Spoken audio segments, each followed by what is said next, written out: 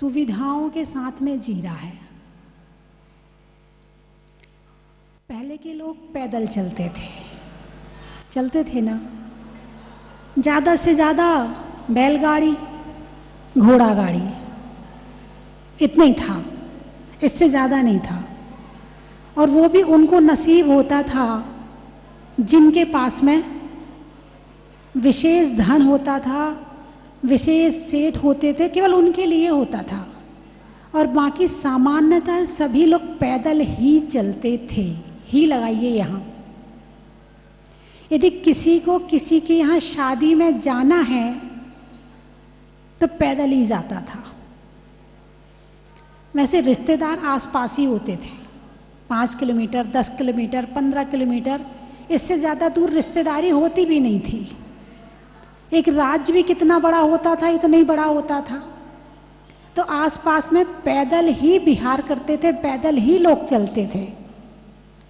जैसे जैसे जमाना आगे बढ़ा, सुविधाएं बढ़ी, पेट्रोल और बिजली जब से आई है तब से साधनों में, सुविधाओं में तेजी आ गई है।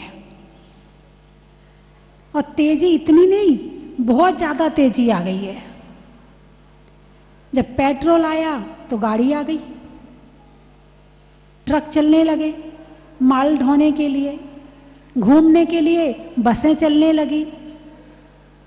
तो पहले के समय में ट्रेन भी चलती थी, वो छुक छुक वाली ट्रेन चलती थी। कौन सी? छुक छुक वाली। उसमें कोयला जलाकर भाप से चलाया जाता था उसे। उससे गाड़ी नहीं चल सकती थी, लेकिन ट्रेन चल सकती थी, ट्रेन चलती थी। लेकिन अब बिजली ने और पेट्रोल ने सारी इन चीज़ों को ख़त्म कर दिया है। तो पैदल, आप लोग कोई एक आध है जो पैदल आया हो जहाजपुर आज तक? एक भी नहीं है। नहीं, आसपास जो गांव वाले हैं वो आते हैं, देवली से, शाहपुरा से, जामौली से, पंडेर से पैदल आते हैं। आसपास वाले आ जाते, दूर वाले तो देखो काफ़ी समय लगेगा। अभी बीच में कुछ लोग जयपुर से साइकिल से आए थे, साइकिल से यहाँ आए थे। तो अभी भी भावना है तो सही। तो एक साधन, सुविधाएं आगे बढ़ी। आगे बढ़ने के बाद में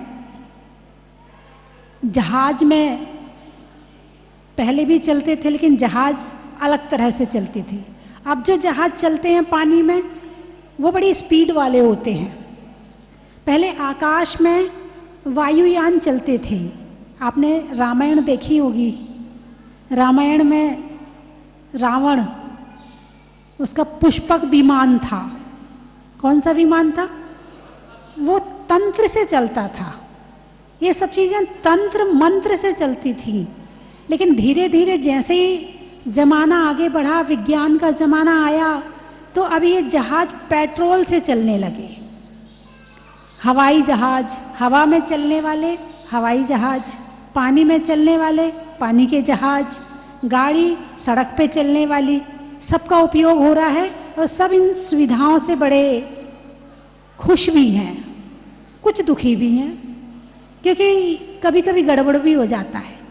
गाड़ी में चलते चलते एक्सीडेंट भी हो जाता है। चलो यहाँ की सड़क में तो ट्रैफिक बहुत है, मान लेते हैं कि भाई एक्सीडेंट हो जाता है। आकाश तो खाली पड़ा है ना, लेकिन वहाँ भी एक्सीडेंट हो जाता है। वहाँ भी प्लेन से प्लेन भिड़ जाती है, वहाँ भी एक्सीडेंट हो जाता है। लेकिन जो वायुयान तंत्र मंत्र यंत्र से चलते थे उनमें इसकी संभावना नहीं होती थी। एक पैदल से पैदल चलने वाला यदि टकराएगा, चोट कितनी आएगी? थोड़ी सी आएगी। एक दौड़कर यहाँ से आ रहा है और एक दौड़कर यहाँ से आ रहा है, चोट उससे ज़्यादा आएगी। एक साइकिल वाला यहाँ से आ रहा है, एक साइकिल वाला यहाँ से आ रहा, दोनों भिड़ गए, चोट उससे ज़्यादा आएगी। एक स्कूटर वाला आ रहा है, एक स्कूटर वाला आ रहा है, चोट उससे ज़्यादा आएगी। एक गाड़ी वाला यहाँ से आ रहा है, एक गाड़ी वाला यहाँ से आ रहा, चोट के साथ साथ कुछ और भी हो सकता है। क्या बताना चाहती हूँ आपको, वहाँ ले जाती हूँ। अब प्लेन से प्लेन भिड़ जाए संभावना ही नहीं बचने की। पलक झपकते, जितना समय पलक झपकने में लगता है केवल उतने समय में नमो सिद्धाड़म हो जाते हैं। लोगों को ये भी नहीं पता चलता कि हमारी मृत्यु होने वाली है। इतना पता चले उसके पहले तो काम ही खत्म हो जाता है, इतनी स्पीड से मृत्यु आती है। तो पैदल चलने वाले के समय ज़्यादा एक्सीडेंट नहीं होते थे, अब तो बहुत होती है। हर सड़क पे 2-4 एक्सीडेंट तो रोज होते ही होते हैं। और दुनिया में कितनी सड़कें हैं, लेकिन फिर भी लोगों ने गाड़ी में बैठना, अरे बोलिए ना, छोड़ा क्या? नहीं छोड़ा। अच्छा, यदि मान लो शादी होती है और लड़की की सांस तेज निकली तो क्या करते हो? अपनी दूसरी लड़की की शादी नहीं करते हो या कुछ और व्यवस्था करते हो? भाई सांस तेज निकली तो अलग कर देंगे, लड़की को अलग चूल्हा रखवा देंगे। अच्छा, दुकान खोलते हैं, दुकान नहीं चली तो दूसरी दुकान कर लेंगे, देखेंगे जो होगा, करें तो सही। लेकिन यदि धर्म करना हो, नियम लेना हो, टूट गया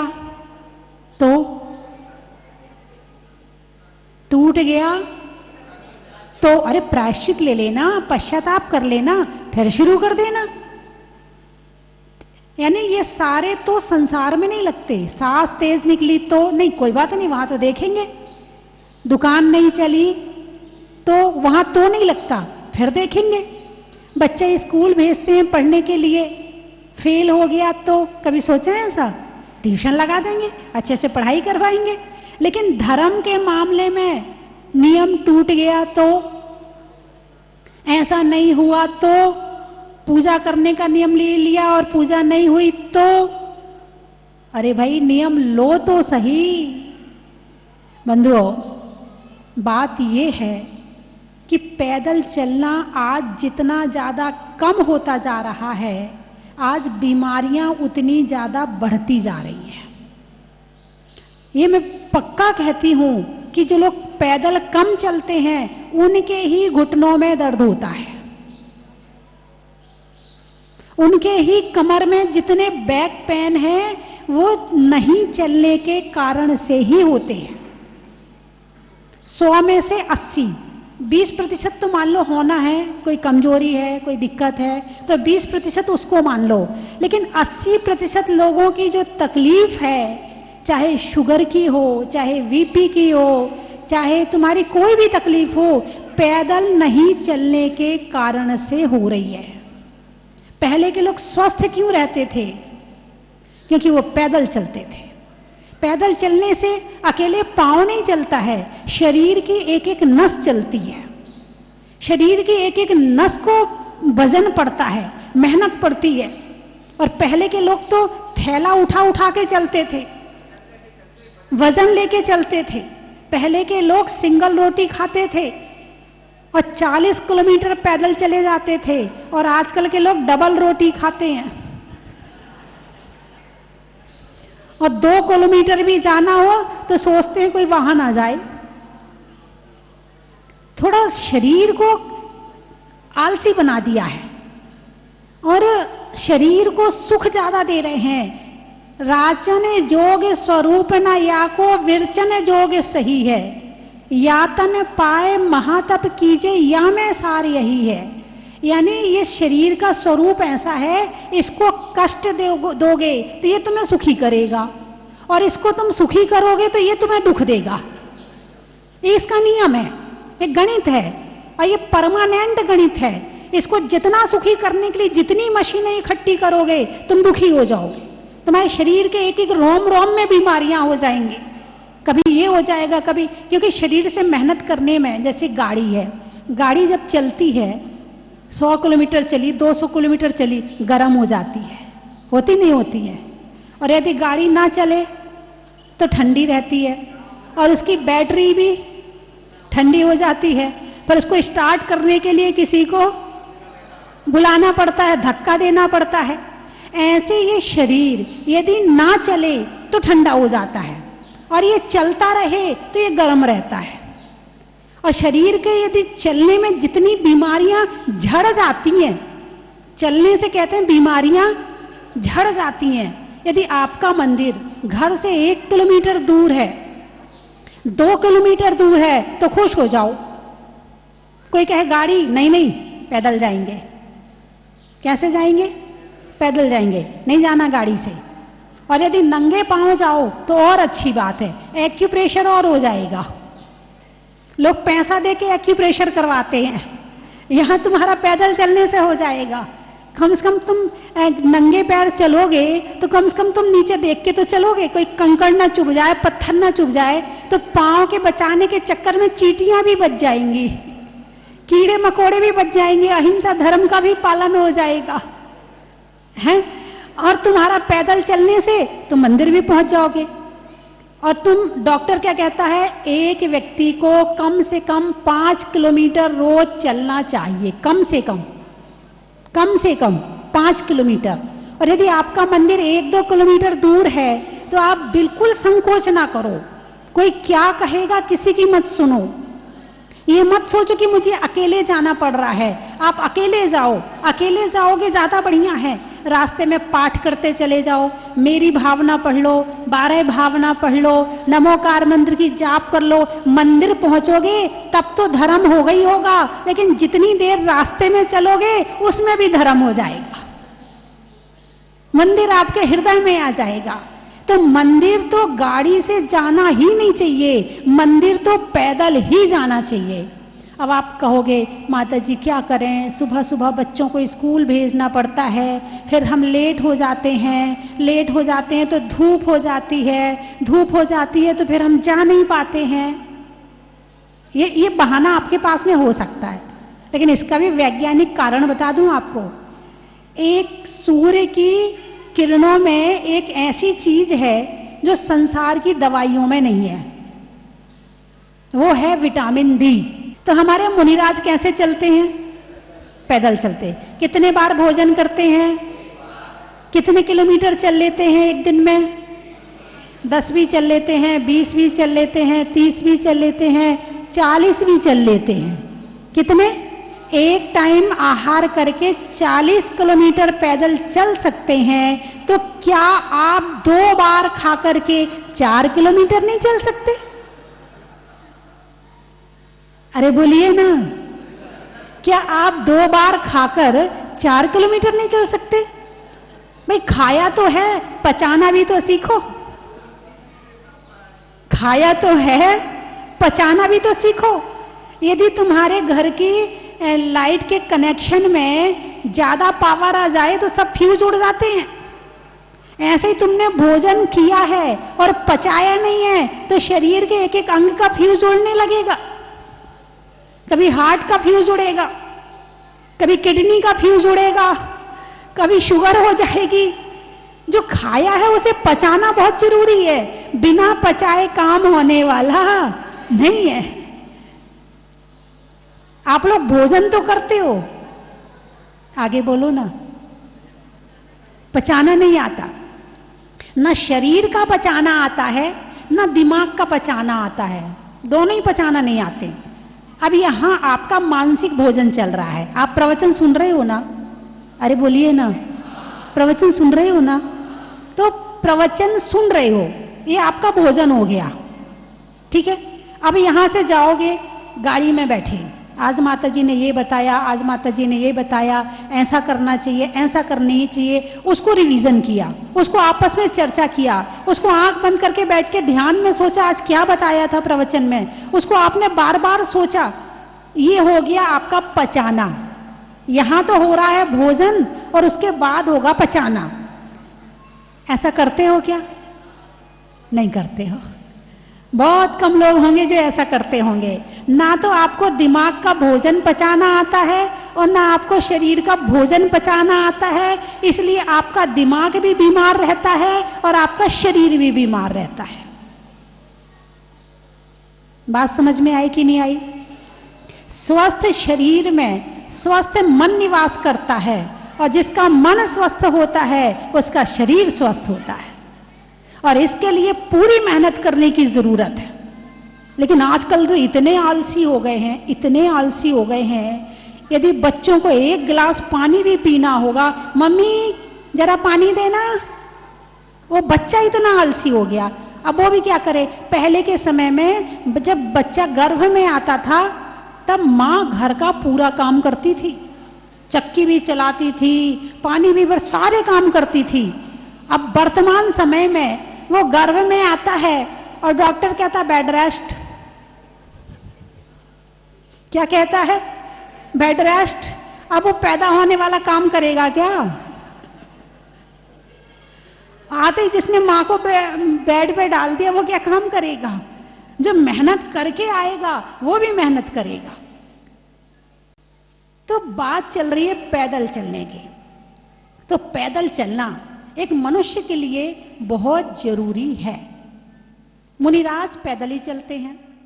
जब वो तपस्या करते हैं, त्याग करते हैं, ध्यान करते हैं, जंगल में रहते हैं, तो चतुर्थ काल के मुनिराजों को रिद्धियां प्राप्त हो जाती हैं। नवचारण रिद्धि, अग्निचारण रिद्धि, धूमचारण रिद्धि। तो फलों का कुछ नहीं बिगड़ता है।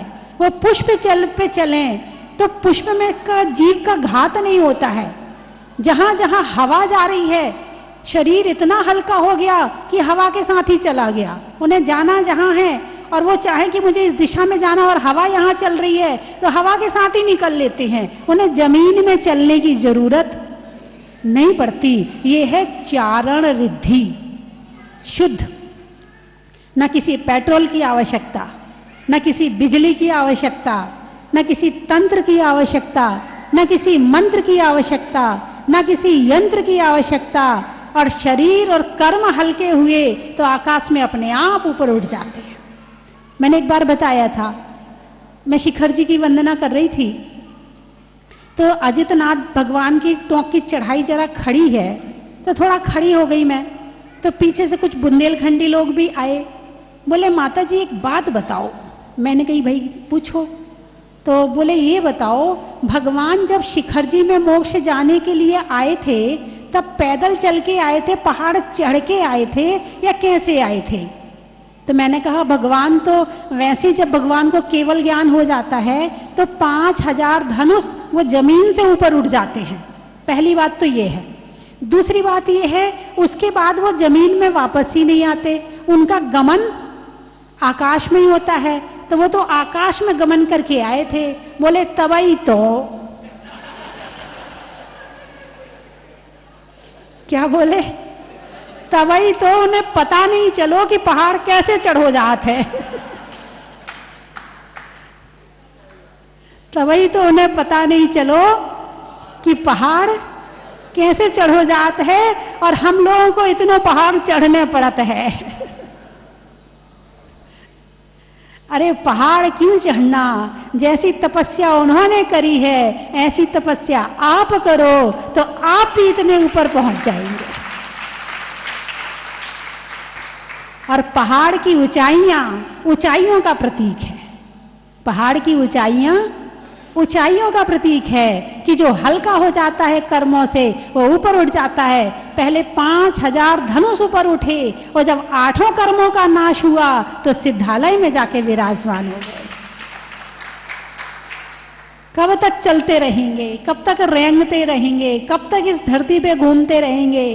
कितनी चप्पलें आपने घिसती होंगी, कितने जूते खराब कर दिए होंगे, हैं? फिर भी अभी चलने से थके नहीं है। अरे थक रहे हो तो ले लो दीक्षा और ऐसा ध्यान लगाओ कि जीवन शांत हो जाए। कहा जाता है कि संसारी का दिमाग ज्यादा चलता है, उसके पांव कम चलते हैं। संसारी का दिमाग ज्यादा चलता है और साधुओं के पांव ज्यादा चलते हैं। साधुओं के पांव ज्यादा चलते और संसारी का, इसलिए आपका क्या ज्यादा खराब रहता है? दिमाग भी और पांव भी, दोनों ही खराब रहते। आज जिसको देखो घुटनों की प्रॉब्लम है, जिसको देखो वो घुटने बदलवा रहा है, जिसको देखो वो घुटने का इलाज करवा रहा है। क्यों भाई, क्यों इतने बीमार हो? किसने आपको बीमार किया? बोलिए, किसने आपको बीमार किया? किसी दूसरे ने नहीं, आपने प्रमाद में, आलस में आपने खुद को बीमार किया है। और आप बीमार हुए और परेशान दूसरे भी हो रहे हैं। इसीलिए ये जो चारण रिद्धिधारी मुनिराज हैं, आराधना करो उनकी। जो मुनिराज, आप 64 रिद्धि के नाम तो सुने होंगे ना आपने, उनमें ये जो मुनिराज हैं ये वही मुनिराज हैं। हाँ, आकाश से ऊपर उड़ जाते हैं और यूं आराम से चलते हैं। अब उन्हें पांव पांव चलने की जरूरत नहीं है। एक रिद्धि तो ऐसी होती है, यदि ऐसे बैठे हैं, जिस आसन में बैठे हैं और उनका मन विहार करने का है, उसी आसन में उड़ जाते हैं और वैसे ही चले जाते हैं। जंघाचारण रिद्धि, जंघा में हाथ रखते हैं और चल देते हैं। और जैसे भी चलना चाहें आकाश में, वे उस तरह से कहीं से निकल जाएं, कहीं जीव जंतुओं का घात नहीं होता है। तो बंधुओं, धर्म एक बहुत बड़ी शक्ति है, बहुत बड़ी शक्ति है। और अभी नियम सार का स्वाध्याय चल रहा है।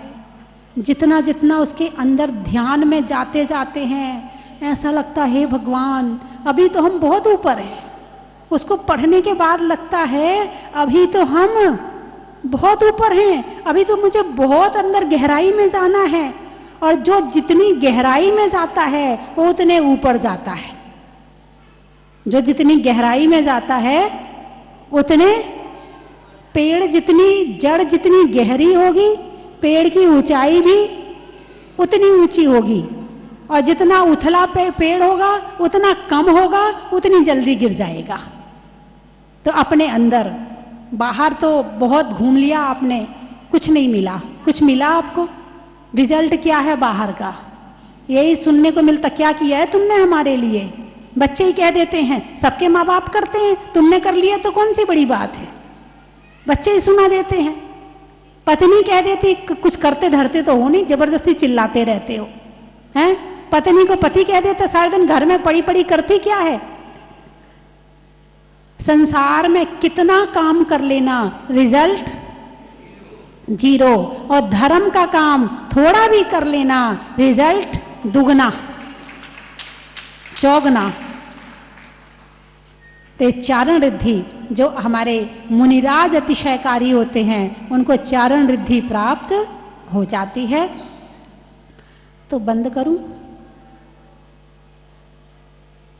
आपको बुरा तो नहीं लगा मेरी बात का? हाँ, क्यों नहीं लगा? अच्छा, सही बात तो दुनिया बहुत कहती, तब तो बुरा लग जाता है आपको। अच्छा, मंदिर पैदल कौन कौन जाएगा वो हाथ उठाए।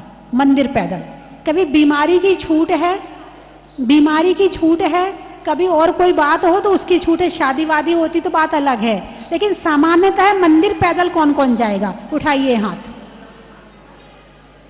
टीवी में जो देख रहे हैं वो भी हाथ उठाएं। बहुत बढ़िया। नहीं, एक मिनट हाथ उठाए रखें, मैं देख लूं कौन कौन ने हाथ नहीं उठाया है। एक भैया मोबाइल चला रहे हैं, उनको कहो वो भी हाथ उठा लें। 2 मोबाइल चला रहे हैं, चश्मा लग गया फिर भी मंदिर में तो मोबाइल छोड़ दो। हाँ, बहुत बढ़िया।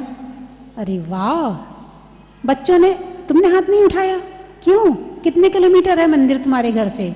4। एक तरफ से कर लिया करो, एक तरफ चल लिया करो, एक तरफ गाड़ी में चले जाया करो, ऐसे कर लेना, ठीक है? 4 किलोमीटर थोड़ा दूर पड़ जाएगा। हाँ, तो एक तरफ गाड़ी में चले गए, मतलब जाते समय पैदल चले गए और लौटते समय टैक्सी कर ली या कुछ भी जो भी आपका साधन है वो कर ले। बहुत अच्छा, हाथ नीचे कर लें। अच्छा लगा, मुझे बहुत अच्छा लगा कि आप पैदल मंदिर जाएंगे। भगवान मोक्ष कैसे गए थे? पैदल चल चल के गए थे या गाड़ी से गए थे? पैदल चल चल के। और भक्तों को मंदिर कैसे जाना चाहिए? नेचुरल है। चलिए, मैं 3 चीजें बोलूंगी, आपको कहना बड़ा ही। एक तरफ आप चले जाया करो, साइकिल से चले जाया करो। कटनी का सुन लो, भोजन में चटनी का, नट की नटनी का, और आने वालों में कटनी का। नदी में नाव का, शरीर में पाँव का और आने वालों में खाते गाँव का। सावन में बिया का, दिवाली में दिया का और आने वालों में बड़ौदिया का। गुरुओं के आशीर्वाद का, नहीं होने में विवाद का और आने वालों में हैदराबाद का। बड़ा ही महत्व है।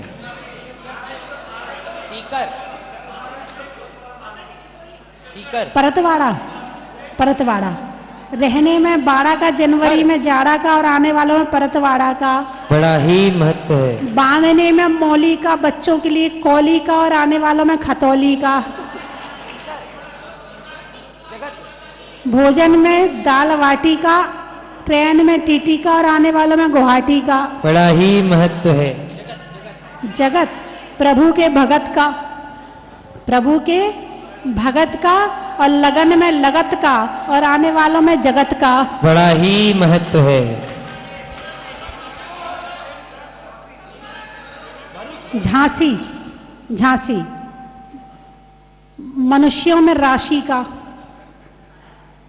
मनुष्यों में राशि का और माता के 16 सपनों में रत्न राशि का और आने वालों में झांसी का। बड़ा ही महत्व है। भरूच, किशनगढ़। वृक्षों में बड़ का, बड़ की जड़ का और आने वालों में किशनगढ़ का। सेना के कूच का, सेना के कूच का, नहीं करने में नीच ऊंच का और आने वालों में भरूच का। बड़ा ही महत्व है। नीमच, नहीं करने में कचकच का, बोलने में सच का और आने वालों में नीमच का। बड़ा ही महत्व है। बड़ौत, अजमेर, अजमेर। जंगल में शेर का, फलों में बेर का, आने वालों में अजमेर का। बड़ा ही महत्व है। परतवाड़ा, भीलवाड़ा। महिलाओं में कड़ा का, भोजन में बड़ा का और आने वालों में भीलवाड़ा का। बड़ा ही महत्व है। सुसनेर, केसरिया जी। रोटी में घी का, तीर्थों में महावीर जी का और आने वालों में केसरिया जी का। बड़ा ही महत्व है।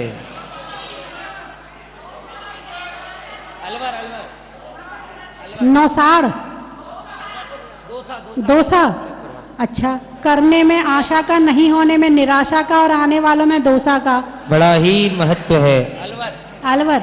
पक्षी में पर का, शरीर में सर का, आने वालों में अलवर का। बड़ा ही महत्व है। धैर्यवत। होने में गदगद का, मंत्रों में बदवत का और आने वालों में धैर्यवत का। अच्छा। व्यापारियों में फोन का, प्रश्नों में कौन का और आने वालों में आरोन का। बड़ा ही महत्व है। ग्वालियर। सुनने में ईयर का, छोड़ने में बियर का और आने वालों में ग्वालियर का। बड़ा ही महत्व है। नोएडा। गर्मी में घड़ा का, भोजन में बड़ा का और आने वालों में नोएडा का। उदयपुर। पशुओं में खुर का, गाने में सुर का, आने वालों में उदयपुर का। बड़ा ही महत्व है। बोले 24 भगवान। अब आए तो बहुत जगह से हैं, लेकिन लिखने में खत का, मकान की छत का, आने वालों में भारत का। बड़ा ही महत्व है। बोले 24 भगवान की मिली, माता जी के दर्शन मिले, बहुत ही अच्छा लगा। ऐसा हमको हमारे मन में है कि साल में कम से कम एक बार दर्शन अवश्य मिले हमको। उससे जुड़ा हुआ हूँ। दिगंबर जैन समाज रामनगर में माता जी का चतुर्मास हुआ था। उसके बाद जैसे जैसे माता जी जहाँ भी जा रही हैं, हम उनके पीछे पीछे ही जा रहे हैं।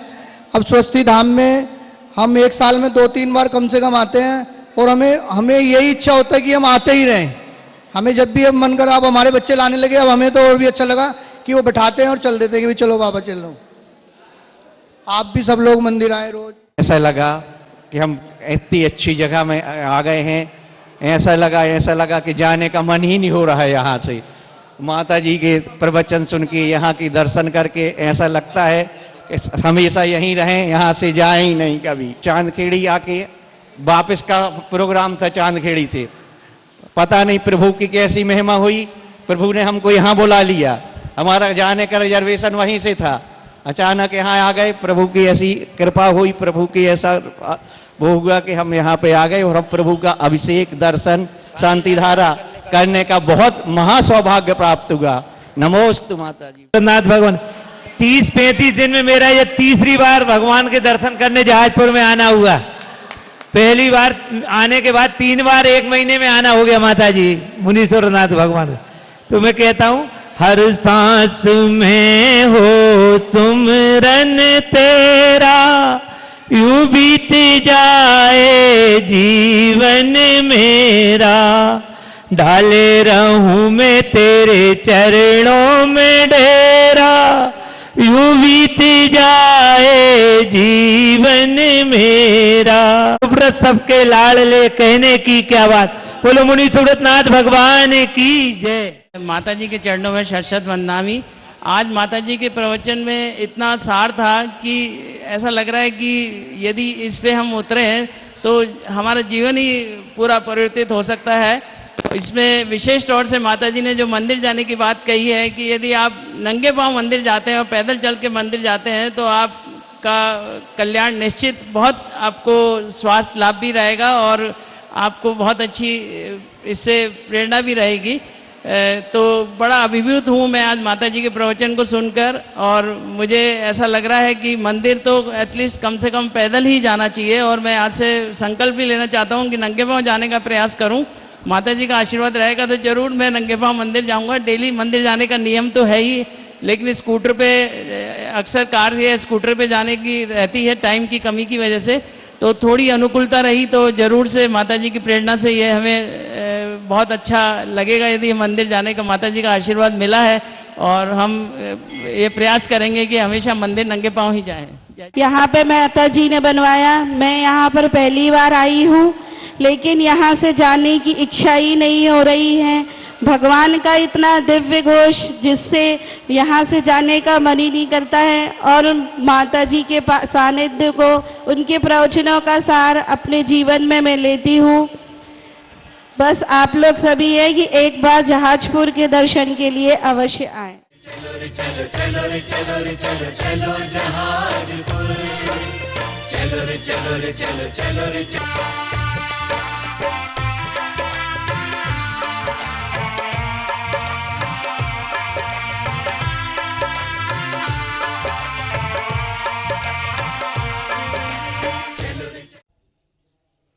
जय जिनेंद्र बंधुओं, हम सबके महान पुण्योदय से भूगर्भ से प्रकटित स्वस्ति धाम जहाजपुर में साक्षात विराजमान चैतन्य चमत्कारी 1008 श्री मुनीश्वरनाथ भगवान के पावन छत्र छाया में, पावन निश्राम में स्वस्ति धाम प्रणेता गणनी आर्य का स्वस्ति भूषण माता जी का 26वां मंगलमय वर्षा योग यहाँ पर चल रहा है।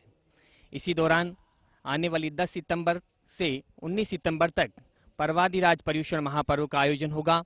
और इस पर्वाधिराज 10 लक्षण पर्व में परम पूज्य गुरु माँ स्वस्ति भूषण माता जी के सत्संग पावन सानिध्य में एक श्रावक संस्कार एवं साधना शिविर का आयोजन यहाँ पर किया जा रहा है, जिसमें आप सादर आमंत्रित हैं।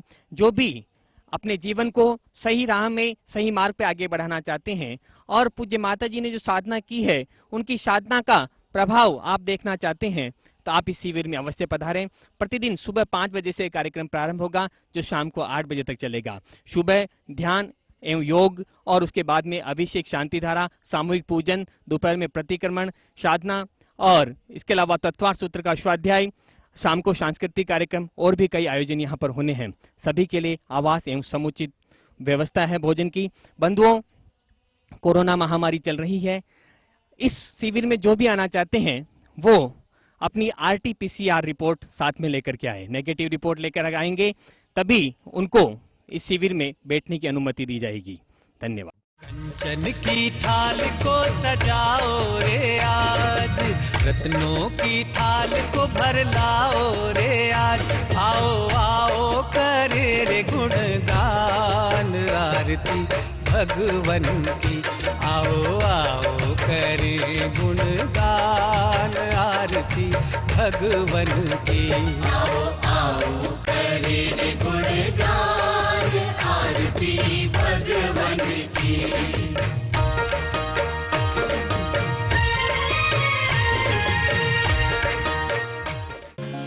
परम विदुषी लेखिका गणिनी आर्यका रत्न श्री 105 स्वस्ति भूषण माता जी, जिन्होंने मात्र 20 वर्ष में 100 से भी अधिक किताबें लिखकर जैन समाज को अनूठा योगदान दिया है। बड़े बड़े विधान जैसे कल्पद्रुम महामंडल विधान, सिद्ध चक्र महामंडल विधान, इंद्रध्वज महामंडल विधान एवं विशेष जनपद पूजांजलि आदि महत्वपूर्ण साहित्य बहुत ही सरल व सुबोध शैली में लिखे हैं। इसमें गद्य एवं पद्य साहित्य भी समाहित है। इन महान साहित्यों को पढ़कर आप भी अपने ज्ञान का विकास कर सकते हैं। साहित्य प्राप्त करने हेतु आज ही संपर्क करें। संपर्क सूत्र 7906062500 98683 45768।